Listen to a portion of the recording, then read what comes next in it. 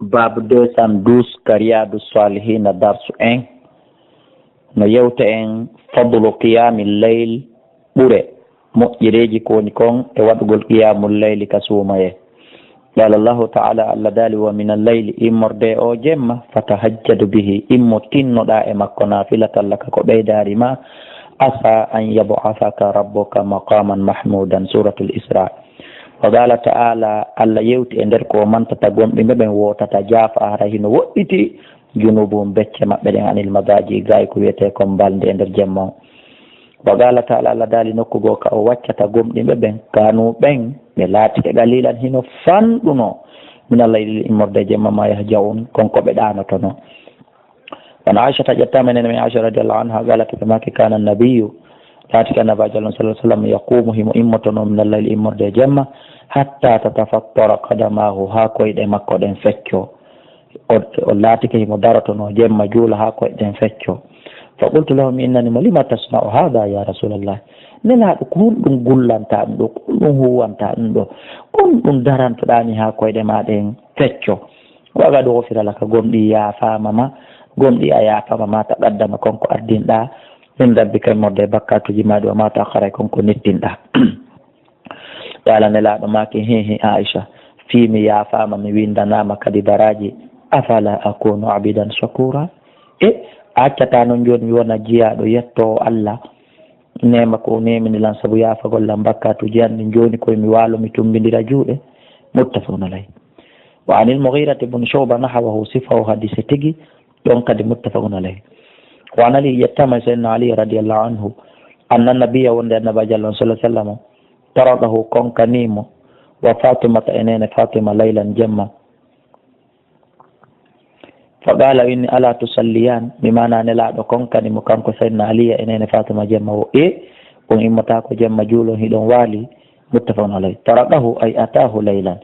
o arimo jemma o konkanimo. wan salim ibn abdullah ibn umar ibn al-khattabi radiyallahu anhu an abihi anna rasulallahi,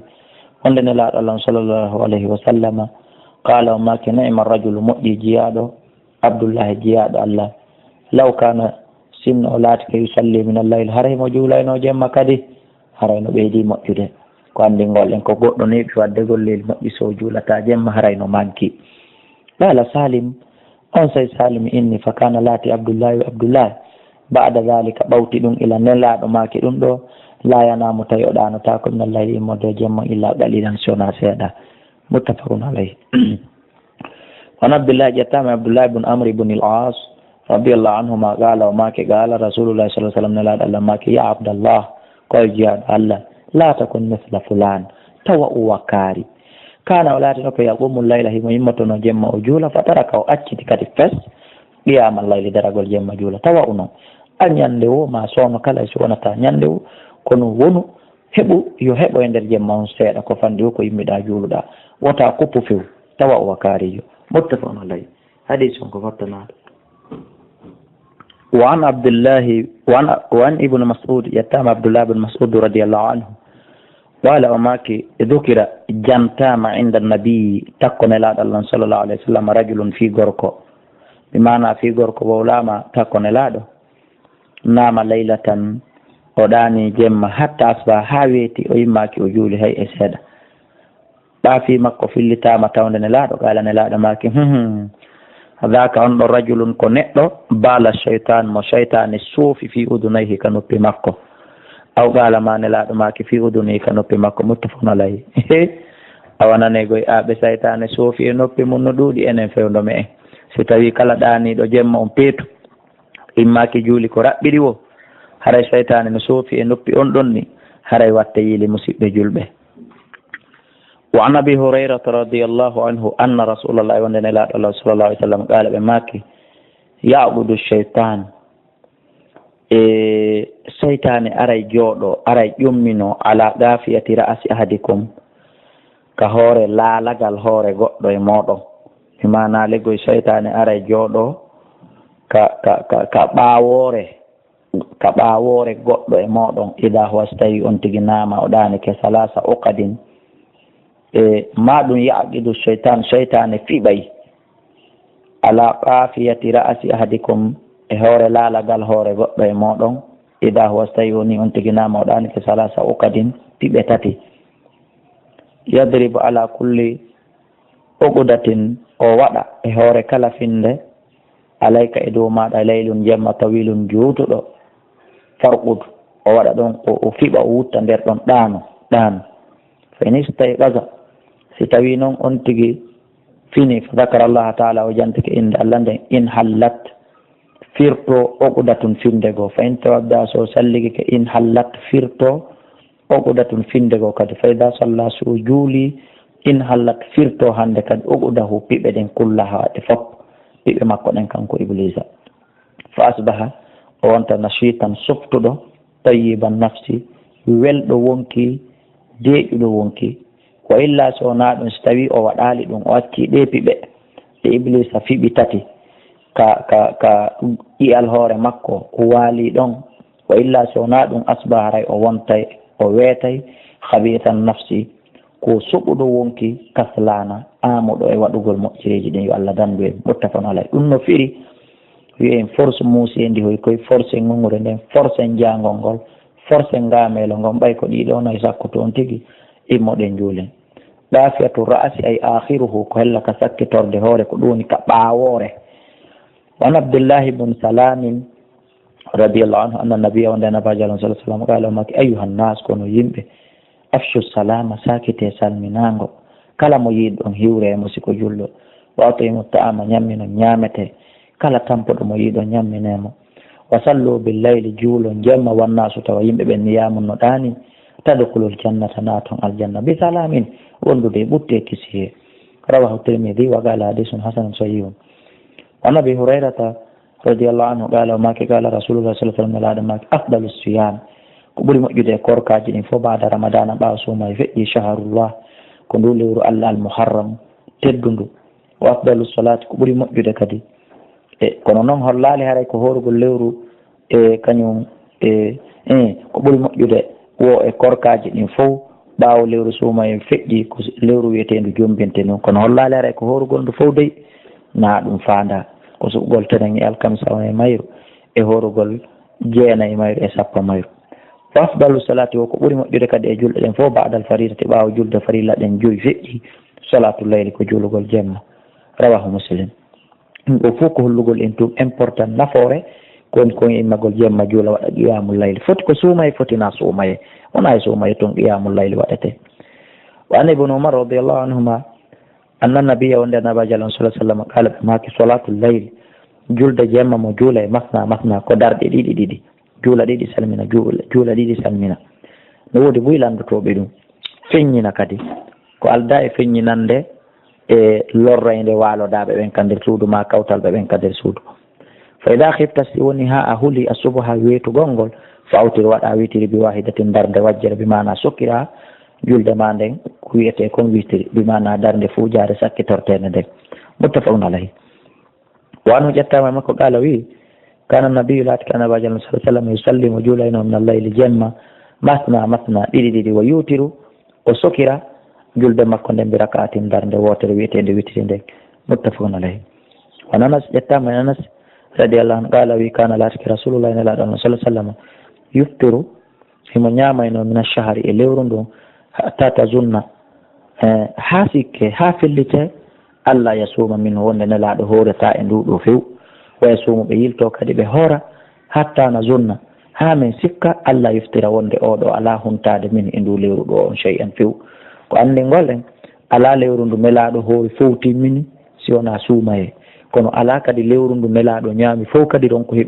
ronki heɓude seeɗa ko hoora e mum koyen faamu ɗum wa kana nelaɗo laata sha'u ɓe yiɗa kadi an tarahu nde yi'ataɓe min allayli immorde jemma musalliyan hiɓe juula illa ra'aytahu sowna a yiyayɓe kadi wa kana laata sha'u a yiɗata bimana a desidata an tarahu nde yi'ata nelaɗo min allayli jemma musalliyan no juula illa ra'aytahu sowna a yiyan bimana an ketataɓe innani ndaray si nelaɗo juulay hande jemma si wona a yiyay wala na iman a immotako kadi yiɗa enquêtugol so a yiyay nelaɗo hino ɗani jemma ɗum kadi illa ra'aytahu sowna a yiyay ɓe hiɓe ɗani bimana a tefata si ɓe ɗanoto jemma si wona yehi ɓe ɗaani a tefata hiɓe juula jemma si wona a yehi ɓe juula ko hollugol ɓe ɗanota ko jemma on peetu ɓe juulata kadi jemma on peetu rawahu al-Bukhari ko ni enen kadi han ɓe wawde wono Aishata ƴettama nene meɗen Aisha radiallahu anha anna rasulallah wonde nelaɗo Allah sallallahu alaihi wasallam kana ɓe laati ke yusalli hiɓe juulayno 11 raka'a darɗe 13 ko ɗum ɗo ɓuri lollude ta'ani ko fanda fil layli ko jemma on yasjudu sajada ɓe juula darnde min dalika e ɗum yasjudu hiɓe sujja a sajadata sujudere min dalika e nder ɗe julɗe ɓaddira ma yaɓuraw ahadukum embere ko goɗɗo e moɗon jangata 50 aya tan ayaje 50 ta ɗum ɗo fof hiɓe sujji bi mana embere ko goɗɗo jangata suratu mursalati tawa hiɓe sujji qabla an yarfa rasahu kadi ɓe ɓantude hoore maɓɓe nden wa yarka o hiɓe waɗa kadi ruku'u rakatayni e wa yarka o hiɓe juula kadi rakatayni darɗe ɗiɗi qabla salati l fajiri ko addi subaka on juulede bi mana ko rakatay l fajiri on summa yadu taji'u reftiɓe soɓɓidora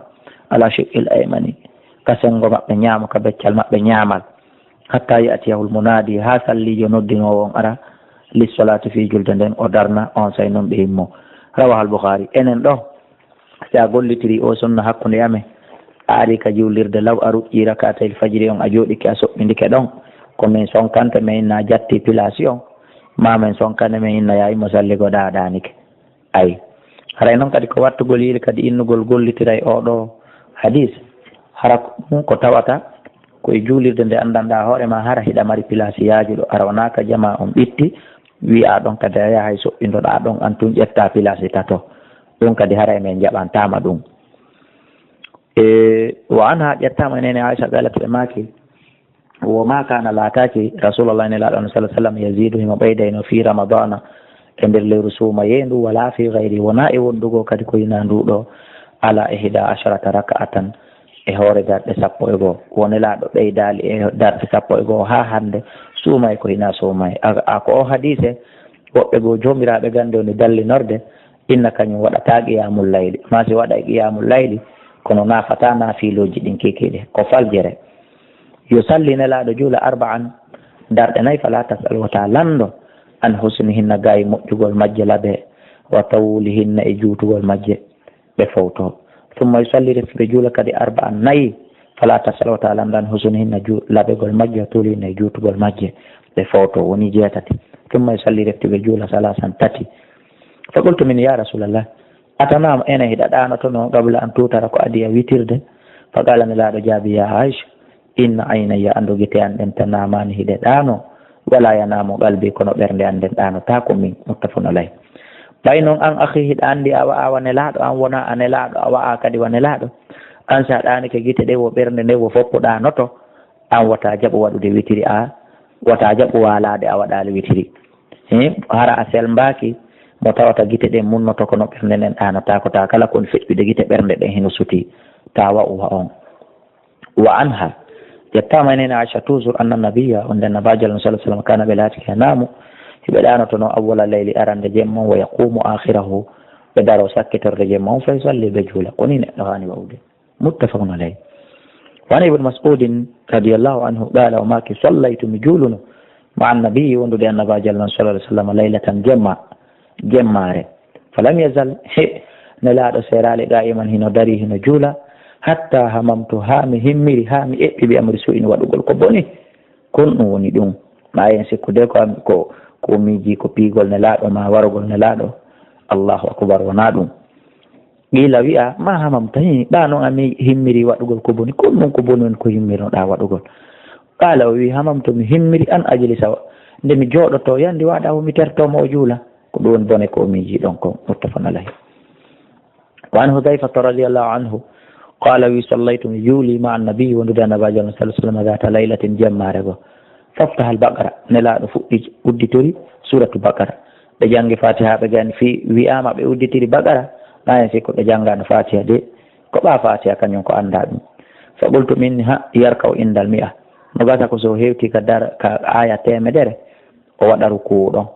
summa mada refti o feƴƴi few o timminide aya 100 baqara fa qultu min usalli biha fi raka ha komi yiɗo kon ko woni mi jaade ka wonki makko kon ko ɗum o fillani e wono gasa nelaɗo juulaygol fof woni darde o juulingol ha suuri famada o feƴƴi few fa qultu min awa yarka o biha o waɗira ngal ɗo woni darde o waɗa ngol woni ka ruku summa ftaha refti o juulungo ha o gayni o udditi kadi annisa suratu nisa fa qara'a ha o jangi ngol ha suuri summa ftaha refti o udditi kadi ali imrana fa qara'a ha o jangi ngol kadi ha o suuri mi mana suratuji tati darde wotere baqara nisa'i ali imrana ɗon waɗen pause no woodi wi'oɓe sellataka goɗɗo janga ngol suratuwol leywol ka darde aranere o janga suratuwol dowwol ka darde ɗimmere ɓe andiɗo ɓe falju ɗum honno alqur'ana ono falira ɗa o a jangaymo kala ko janguɗa ƴettu tun janga ha suura janga ha sella janga ha kella ko ɗum landaɗa hiɗa wawide waɗude darde aranere nden fatiha e naasi waɗa darde ɗimmere nden fatiha e bagara wona hunde eyi ɗo nelaɗo ko darde wotere nden ɓe jangi bagara ɓe diwi ali imrana ɓe jangoy nisa'i ɓe arti kadi ɓe jangi ali imrana darde wotere na wi'ede tode nagoy ko e nder julde nden o si haray ɓe jangu bagara ka e nisa'i ka darde aranere ɓe yilti ɓe jangi ali imrana ka darde ɗimmere wona ɗum fof koye darde wotere on faami yaguraw e pi kadi andingol en hudayfata bonil yamay no faala en andinde wona wasi kadi hari nelaɗo jawlaynoni wor wo yaɓuraw har nelaɗo no jangude mutarassilan hiɓe puuɗude ida marra bi ayatin siɓe feƴƴiri e aya fiha munim tasbihun ka hana subbu hinede sabbaha ɓe subbu hino wa ida marra bi su'alin siɓe feƴƴi aya ka duwa torede sa'ala ɓe toro wa ida marra siɓe feƴƴiri bi ta'awudin aya ka duwa molede ta'awada ɓe molo ko ni ɓe gerdi summa raka refti ɓe ruku fa jala on ɓe wonti kadi ya ɓuuri ɓe wiya ka ruku ɗon kadi subhana rabbiyal azim subhana rabbiyal azim subhana rabbiyal azim hiɓe fillino ɗon ha fa kana laati rukuwahu ruku maɓɓe nahawa min qiyami telen darde maɓɓe nden juutugol fotata kono tawi no ɓattodiri summa qala refte ɓe maki sami allahu liman hamida rabbana walakal hamdu ɓe dari ɗon kadi summa kama refte ɓe darti ɗon tawilan ko juuti ɗariban ko ɓattodiri min maraka immorde ko ɓe waɗi ruku'u kon summa sajida refte ɓe sujji fa qala ɓe maki ɗon kadi subhana rabbiyal a'la fa kana ɓe laati sujuuda sujuudu maɓɓe hiɓe fillino ɗum ɗariban ko juuti ko ɓatti kam ɗariban ko ɓatti min qiyami e darde maɓɓe nden kadi rawa muslim ɓe mana ko andingol en darde nden juutuno en faami ka wan jabir ƴettama jabir radiallahu anhu qala wi su'ila rasulullah nelaɗo allah sallah sallam landama ayu salati aftal julɗe ɗen fof kon ɗum ɓuuri moƴƴude qala ɓe maki tulul qunuti ko juutugol yankinanagol allah waɗa qunutu waɗa du'a rawahu muslim almuradu ko fanda be qunuti waɗgol qunuti alqiyama ko daragol ngol ko juutingol daragol juutina ruku juutina sujud hare musidɓe julɓe mo juutina julde ko ɗo o hollata gorgu ndarene laaɗo no waɗi bagara nisa'i ali imrana no waɗi ɗum ɗo fof darde wotere an kadi simin feƴƴinima ya julnumin futuroma ha geeƴe wona ɗon hollatamen hiɗa hunji buyi wona ɗon rewtotoɗa ko wonɗa hunjade kon wona ɗon durtata wona ɗon wonɗa waɗata concours joni sihiɗa gurɗi sihiɗa hunji buyi sihiɗa weeli dande waɗu gorgu ko nelaɗo waɗi ɗo kon ila e 22 ha e 5 bimbi hino waali ɗin mo juutina ɗon yergina ɗon ahi nelaɗo kamɓe koɓe juutini ɗo kon hari kombo ɓe wonno julnude wona goto accen juutingol julde jama musidɓe julɓe wona ko hani wona ko laba wonen no jonno yawnoɓe julde naafila nde jemma ma wonen ɗanotoɓe todena ronka waɗude hay julde naafila yo Allah subhanahu wa ta'ala ɓeydi en hisinde o waɗa en juuliroɓe no nelaɗo Allah sallallahu alaihi wasallam juuliri noon haray tuma nde tawno baaba on hino juuti sende mo waɗen darsu ɗiɗi fimenen ekkitotoɓen waɗen ɗo pause yiltoɗe rewtoɗen ɗum ɗon yettito en ko hadis hekkiɗo ɗo wan Abdullah ibn Umar inchallah wallahu a'la wa a'lamu.